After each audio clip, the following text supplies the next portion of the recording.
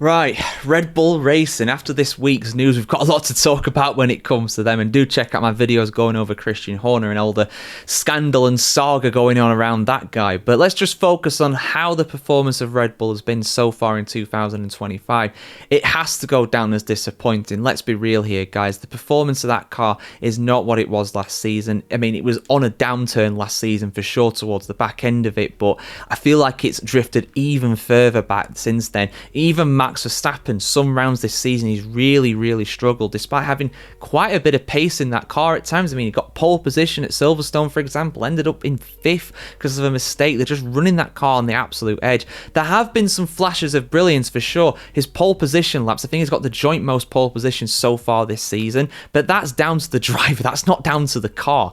That car overall has to be down as a disappointment. It's definitely a downgrade on what they had last season, and you compare their position even this season compared to last. They finished 3rd in Constructors last season, of course. This season they're down in 4th, and there's already a big gap forming between themselves and Ferrari and Mercedes in 2nd and 3rd respectively.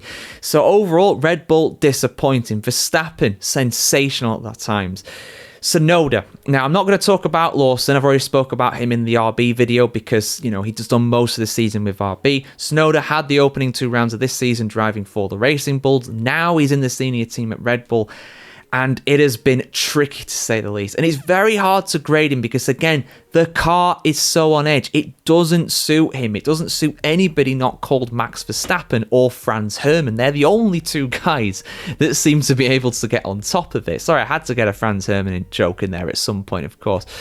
You can't say he's not been disappointing, though. He's been really bad overall, and a lot of people would give him an F grade. A lot of people would give him an E grade. For me, I've got some sympathy with him. I've hoped that things will improve as the season goes on, but we'll see. He may well get an E or an F later on the season, at the end of the season. For now, I'm giving him a D. The same grade as the Red Bull team themselves. They've been disappointing. You might even give them both an E. You might even give them both an F. But the fact that Verstappen has still managed to win some races show that there is some pace in that car. There is. It's just so hard to unlock it and keep it consistent. Verstappen, I've given an A. Honestly, if it wasn't for some silly mistakes like what he did at the Spanish Grand Prix, I'd give him an A star. That was a really embarrassing moment for him, and it cost his team a lot of points. I don't think it's going to cost them in the Constructors. They're still going to finish in 4th. If Verstappen can pull out some more incredible performances in the second half of the season, I might give him an A star, but for me now, it's just an A. I know some people will be annoyed at that grade, but A is still very good. Let's not confuse that.